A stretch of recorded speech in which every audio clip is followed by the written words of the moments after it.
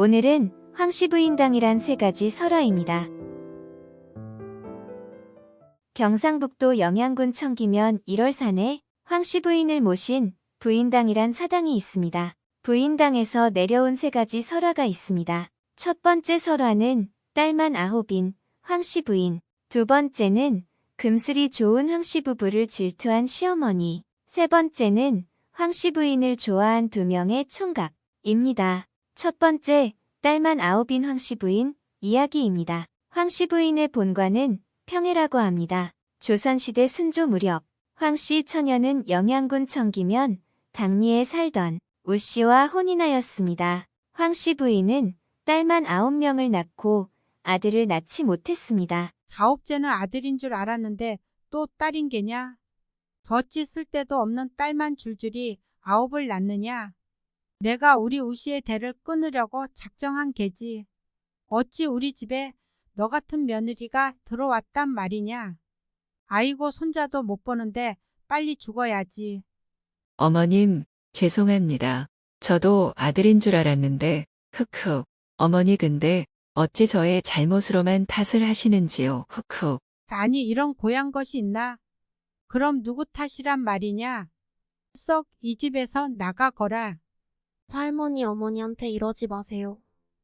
황씨 부인의 딸들이 말하자 할머니는 딸들을 하루 종일 방에 가두며 벌을 주었습니다. 날이 갈수록 시어머니의 모진 말과 학대가 심해졌습니다. 황씨 부인은 가슴이 미어지고 아들을 낳지 못했다는 서러움에 몰래 짐을 싸서 나왔습니다. 남편 우씨가 집에 들어와 보니 부인이 보이지 않았습니다. 우씨는 황씨 부인을 찾아다녔지만 찾을 수 없었습니다. 그 무렵 1월산에 산삼을 캐러 10만이들이 몰려들었습니다. 우씨는 아내를 찾으러 1월산으로 갔습니다. 제 아내가 황씨 부인인데 혹시 어떤 부인 보지 못했소?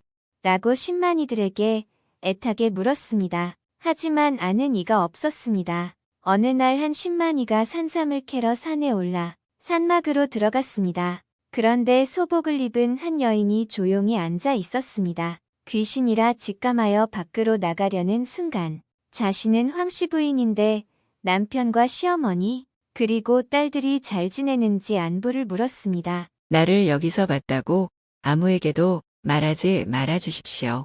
라고 부탁했습니다. 10만이는 알겠소 라고 대답하고 나왔지만 아까 우씨가 황씨 부인을 물은 것이 생각났습니다. 그 길로 우씨를 찾아가 고했습니다. 우씨는 산막으로 달려갔고 황씨 부인을 불렀습니다. 부인, 하고 부르며 달려가 황씨 부인 손을 잡는 순간 서방님, 부디 저희 딸들을 잘 키워주십시오. 만일 시어머니께 구박받으면 제가 기가 되어 시어머니를 빨리 데려가겠습니다. 하며 부인은 연기가 되어 사라지고 백골만 남았습니다. 우씨는 울부짖으며 주저앉았습니다. 부인, 나를 용서해 주시오. 딸들을 잘 키우리라 흑흑.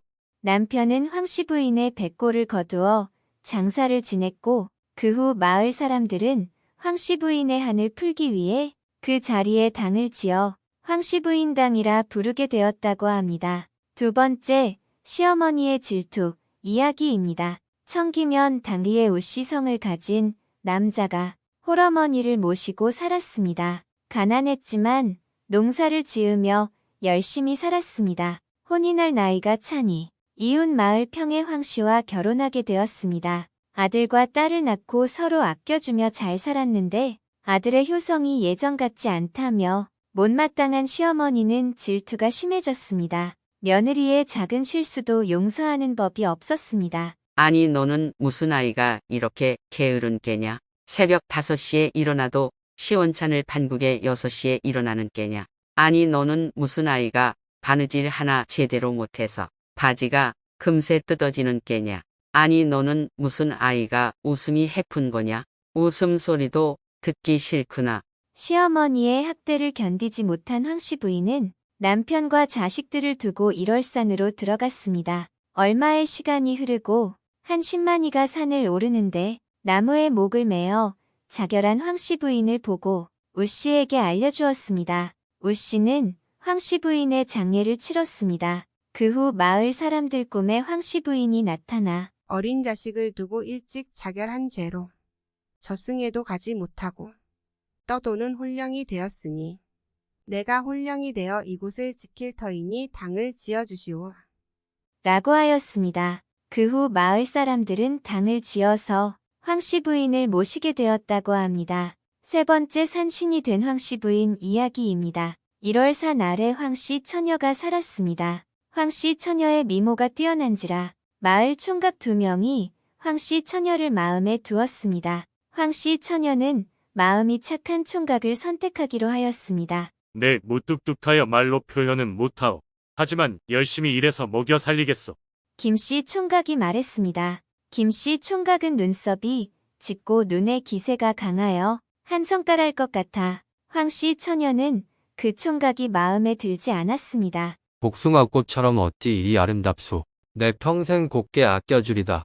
이씨 총각이 말했습니다. 이씨 총각은 몸도 약해 보이고 얼굴도 순박해 보여서 황씨 처녀는 이씨 총각을 선택하고 혼인을 올렸습니다. 그런데 혼례를 마치고 이씨가 화장실을 갔다 오는데 자신을 해하려는 사람이 숨어 있는 걸 눈치챘습니다. 그 길로 이씨는 주랭랑 쳤습니다. 알고 보니 이씨는 도박빚으로 이리저리 도망다니고 있었습니다. 신랑이 도망간 것도 모르고 황씨 부인은 혼례복을 입은 채 신랑을 기다리다가 그만 그 자리에서 눈을 감고 말았습니다. 한편 다른 마을로 도망친 신랑은 다른 처녀에게 새 장가를 들었습니다. 그러나 아이가 태어날 때마다 100일을 넘기지 못하고 그렇게 넷이나 죽었습니다. 용한 무당을 찾아가 보니 한 매초 죽은 귀신이 너를 기다리고 있으니 당장 그 귀신을 찾아가라.